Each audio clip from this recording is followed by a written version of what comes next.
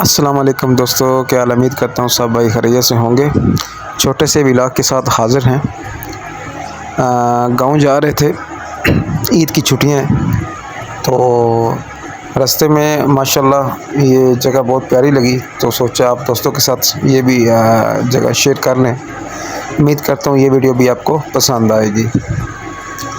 تو الحمدللہ آپ دیکھ رہے ہیں کہ میرے بچے یہاں پہ کھیل رہے ہیں، اور کیا خوب نظارہ ہے ماشاءاللہ، بہت پیاری جگہ ہے۔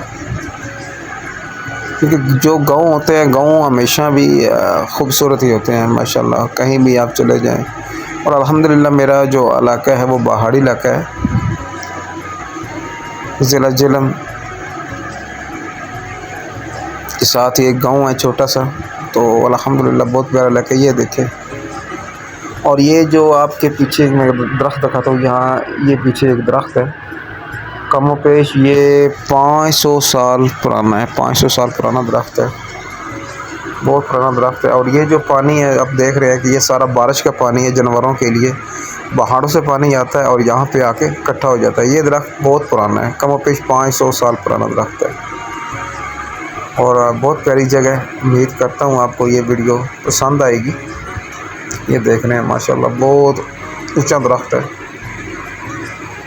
یہ دیکھیں پانی، اور یہ میرے بچے ماشاءاللہ کھیل رہے ہیں۔ اوکے، اجازت چاہوں گا۔ السلام علیکم ورحمۃ اللہ وبرکاتہ۔